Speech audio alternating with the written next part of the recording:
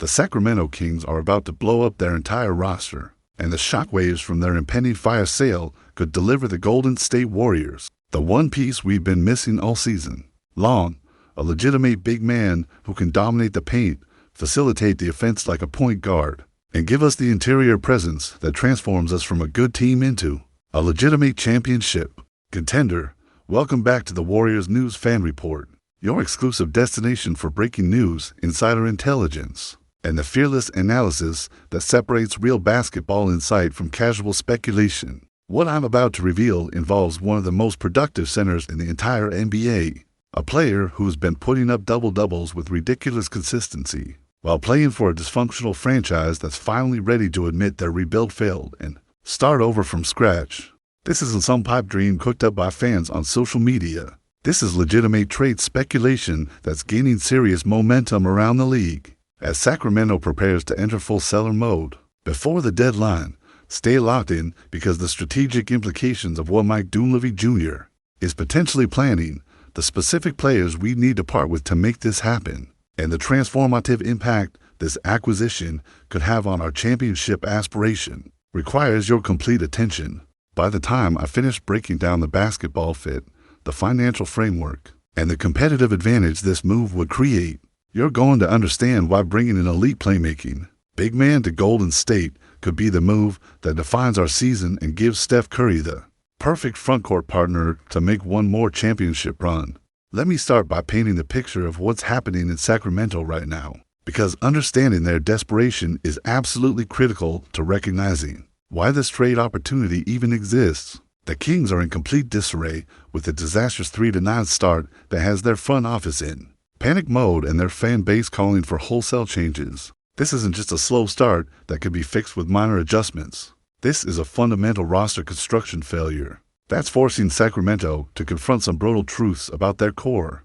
A few years ago, the Kings had the talented young point guards in De'Aaron Fox and Tyrese Halliburton, and when the front office decided they couldn't build around both, they made the controversial decision to trade Halliburton to Indiana in a package that brought Sabonis to Sacramento. At the time, the move looked brilliant. Sabonis paired beautifully with Fox. Coach Mike Brown figured out how to maximize his unique skill set, and the Kings briefly looked like a playoff team on the rise. The so-called Beam Team era had Sacramento fans believing they'd finally turned the corner after years of dysfunction and disappointment. Sabonis became the engine of their offense, a do-everything center who could score in the paint, facilitate from the high post, crash the glass relentlessly, and create opportunities for everyone around him. His production was undeniable, averaging double-doubles with remarkable consistency and proving he was one of the most well-rounded big men in the league. But here's the harsh reality that Sacramento is now facing. De'Aaron Fox was traded to San Antonio before the February deadline last season. Mike Brown is no longer coaching the team, and the new regime doesn't seem to understand how to properly utilize Sabonis' unique talents. His production is down across the board. Both his points and assists are well below where they should be. And without the right system and the right personnel around him, his elite skill set is being wasted on a team going nowhere fast.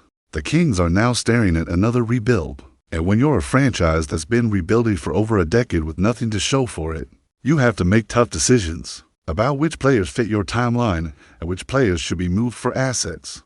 Sabonis, despite being one of the best centers in the league, is 28 years old and in his prime, which means he doesn't fit the timeline of a team that needs to tear everything down and start over with young talent and draft picks. That's where the Golden State Warriors enter the conversation. And that's where this story becomes absolutely fascinating for everyone who bleeds blue and gold. League sources and NBA insiders are starting to connect the dots between Sacramento's need to move veterans, our need for an elite big man who can do things that nobody on our current roster can do. Now, I need to be crystal clear about something before we go any further. This trade speculation is currently fueled by external analysis and league-wide chatter, not by any official statements from either the Warriors or the Kings. Neither organization has publicly acknowledged discussions about Sabonis, and both front offices are keeping their cards close to the vest as they always do during trade season. However, the basketball logic behind this potential pairing is so compelling, and the mutual benefits are so obvious, that smart people around the league are increasingly convinced that some version of this trade could actually happen before the deadline.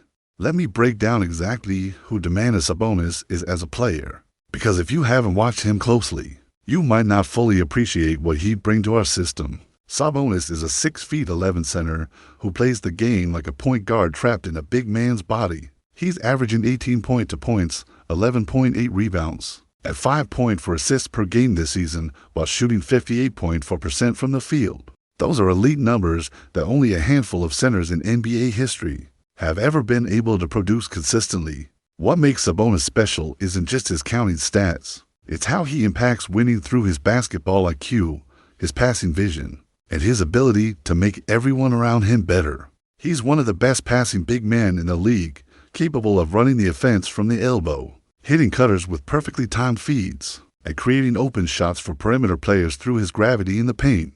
He's also an absolute monster on the offensive glass, averaging 3.8 offensive rebounds per game, which creates second-chance opportunities and extends possessions in ways that are incredibly valuable for championship-level teams.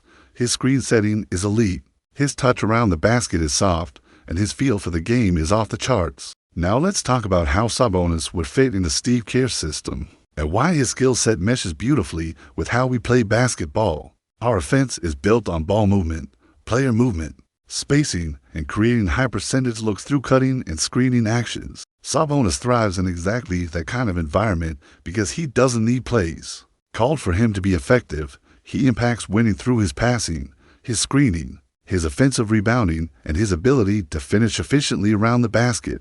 Imagine Sabonis setting screens for Steph Curry at the top of the key, then rolling to the basket or popping to the elbow where he can facilitate.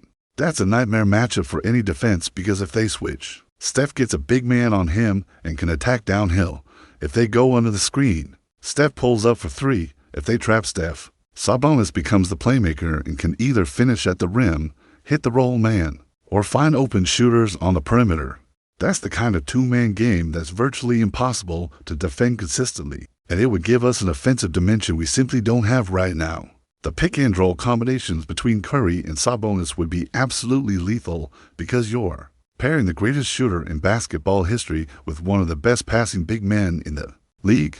Defenses would be forced to make impossible decisions on every possession, and those impossible decisions create the kinds of open shots and easy baskets that separate good offenses from historically great ones. Beyond his fit with Steph, Sabonis would also transform our second unit by giving us a legitimate playmaker who can run the offense when Curry sits. One of our biggest weaknesses this season has been maintaining offensive efficiency. When Steph goes to the bench, and having a center who can facilitate, create for others, and keep the ball moving would solve that problem immediately. Sabonis could run pick-and-rolls with our backup guards, facilitate from the high post, and create easy scoring opportunities through his passing and basketball IQ.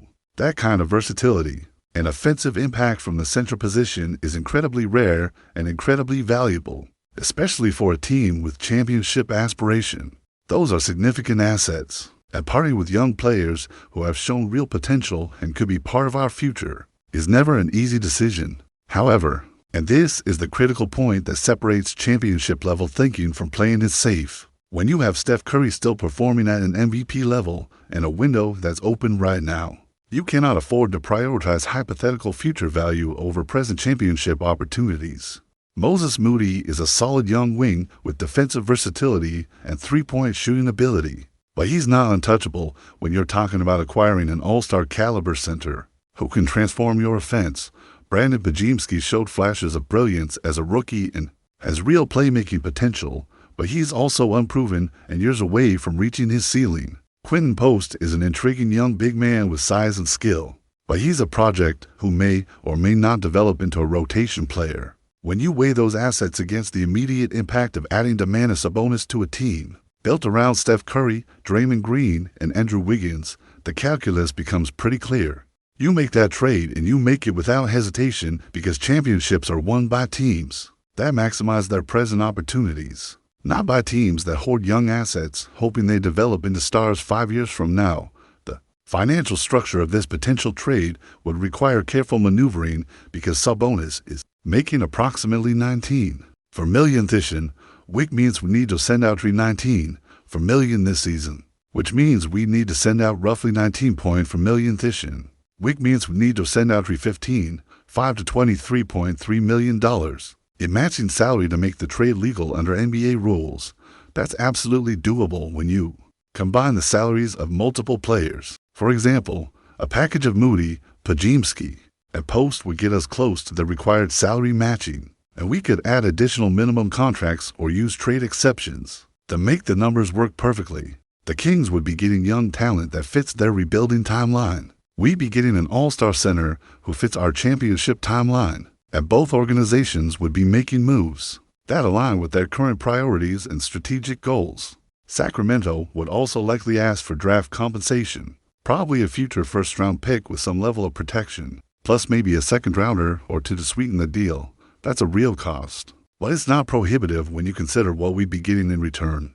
Draft picks are valuable, but they're also uncertain and years away from contributing. Domantas Sabonis is a proven commodity who can help us win a championship right now, and that's worth significantly more than a protected first-round pick. That might turn into a rotation player in 3 years. Let me also address the elephant in the room, which is Sabonis' defense and whether his limitations on that end of the floor would be a problem for how we play. This is a legitimate concern that deserves serious analysis. Sabonis is not known for his defensive presence. He's not an elite rim protector. He's not particularly mobile laterally, and he can be targeted in pick-and-roll situations by elite offensive teams.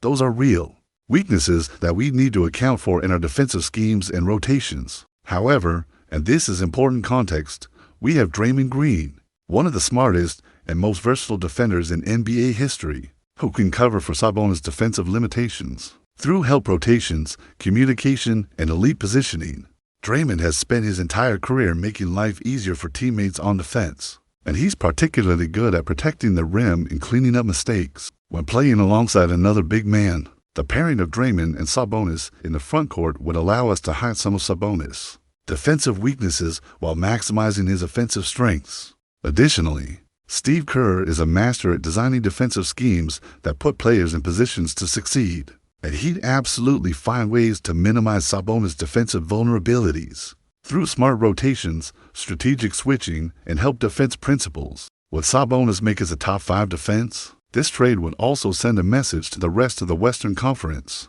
that we're not content with being a playoff team. We're building toward being a championship team capable of competing with Denver, Phoenix, the Lakers, and anyone else who stands in our way.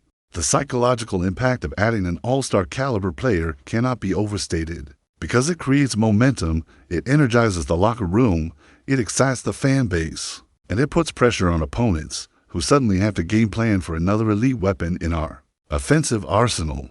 Let me paint a picture of what our rotation would look like with Sabonis in the fold, because visualizing the lineup combinations helps illustrate why this move makes so much basketball sense. Our starting 5 would likely be Steph Curry, Klay Thompson, or Andrew Wiggins depending on matchups. Andrew Wiggins, Draymond Green, and Domantas Sabonis. That's a lineup with elite shooting from Steph and Klay, defensive versatility from Wiggins and Draymond, and playmaking and interior presence from Sabonis. The offensive spacing would be perfect because defenses can't help off Steph or Klay, which means Sabonis would have room to operate in the paint and facilitate from the elbow. The screening actions between Steph and Sabonis would create constant mismatches and open looks. Draymond's defensive IQ would cover for Sabonis' limitations on that end. That's a championship caliber starting 5 that could compete with any lineup in the league. Our bench would still have solid depth with players like Gary Payton too, Jonathan Kuminga if he's not included in the trade, and various role players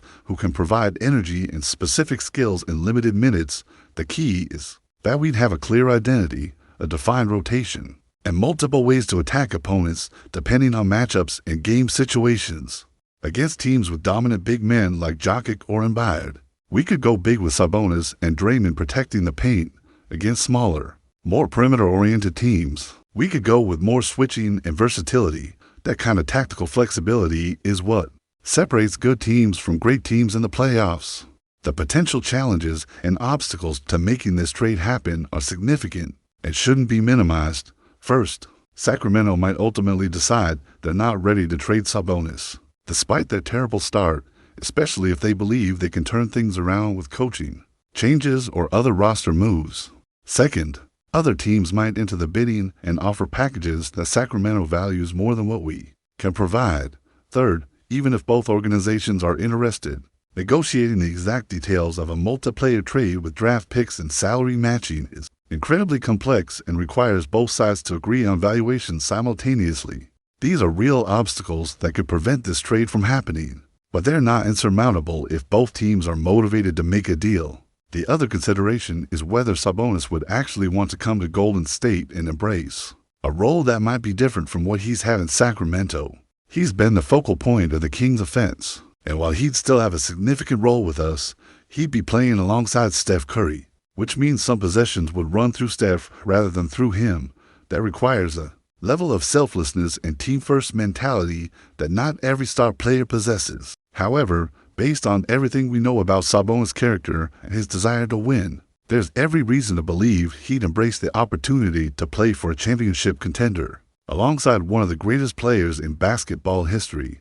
Winning cures a lot of ego issues, and players who've been stuck on losing teams for years often jump at the chance to compete for titles even if it means accepting a slightly reduced role. So here's my comprehensive bottom-line analysis on what acquiring Domantas Sabonis would mean for the Golden State Warriors. This is a franchise-altering move that would instantly elevate us from a good playoff team to a legitimate championship contender by giving us an elite playmaking big man who fits perfectly with how we play, addresses our biggest weaknesses, and provides the kind of interior presence and offensive versatility that championship teams require. The cost would be significant in terms of young players and draft picks, but when you have Steph Curry still playing at an MVP level and a championship window that's open right now, you absolutely have to be willing to trade future assets for present opportunities. Sabonis is a proven all-star who can help us win a championship this season, and that's worth more than any combination of young players who might develop into solid contributors years from now. If Mike Dunleavy Jr. can navigate the complexity of trade negotiations and bring Sabonis to Golden State, it would be remembered as one of the boldest and most impactful moves in recent franchise history, and it would give us a legitimate shot at banner number 5. Now I genuinely want to hear from you, the passionate, intelligent, dedicated fans who make up Warriors Nation. How do you feel about the possibility of trading for Domantas Sabonis? Does his offensive skill set excite you enough to overlook his defensive limitations? What would you be willing to give up in terms of young players and draft picks to make this happen? Do you believe Sabonis and Steph Curry could develop the kind of two-man game that becomes unstoppable in the playoffs? Are you concerned about partying with players like Moody and Pajimski who represent our future? Drop your honest thoughts, your analysis, your concerns, and your excitement in the comments below, because this community thrives on real, intelligent basketball discussion, and I genuinely value your perspective on these franchise-defining decisions that could shape our championship trajectory. And listen carefully, because this matters. If you want to stay ahead of every trade rumor, every roster move, every strategic decision, and every development that impacts our beloved Golden State Warriors, you absolutely must subscribe to this channel right now and smash that notification bell. The Warriors News Fan Report is your most trusted source for breaking news, insider information, and the kind of detailed, thoughtful analysis that respects your intelligence as a basketball fan. We're here every single day bringing you content that matters, insights that make sense, and the passion that matches your own love for this historic franchise. Warriors Nation, let's go get Sabonis and bring banner number 5 home together.